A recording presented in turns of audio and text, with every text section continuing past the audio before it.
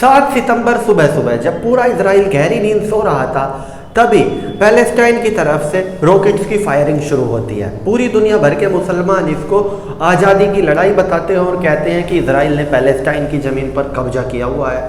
और एक के बाद एक 5000 रॉकेट्स की बरसात होती है और पूरे योजनाबद्ध तरीके से हमास के आतंकवादी और जिनको पूरी दुनिया के मुस्लिम कहते हैं लड़ाके, आज़ादी के लड़ाके, वो इजराइल की सीमा में घुसते हैं, इजराइल के सिविलियंस को मारना शुरू करते हैं।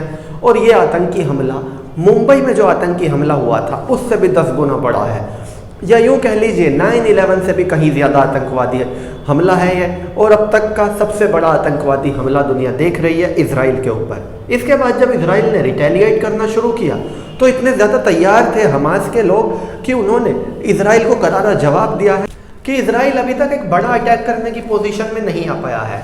ये हमास ने हमला ऐसे वक्त में किया जब सऊदी अरेबिया और इजराइल के बीच में एक डील होने जा रही थी, जिसके बाद इजराइल को अरब वर्ल्ड में एक नई पहचान मिल जाती, पूरा अरब वर्ल्ड रिकॉग्नाइज करने जा रहा था इजराइल को। लेकिन अब इजराइल ने ऑपरेशन लॉन्च कर दिया है जिसके तहत उन्होंने साफ कर दिया है कि अब हम जंग पे हैं, अब हम छोटी मोटी छुटपुट घटनाओं से तंग आ चुके हैं और ये जंग जब तक जारी रहेगी जब तक हमास का नामो निशान नहीं मिट जाता।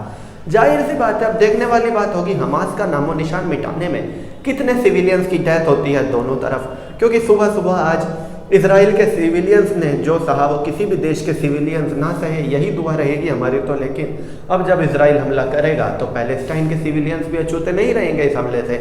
और जब इजराइल अपनी एयरफोर्स को पूरी तरह से उतार देगा तो हमास के रॉकेट्स भला क्या ही कर पाएंगे, भला कैसे मुकाबला करेंगे इजराइल की एयरफोर्स का। तो चलिए दोस्तों, मैं राहुल दहिया फिलहाल इस वीडियो के लिए इतना ही।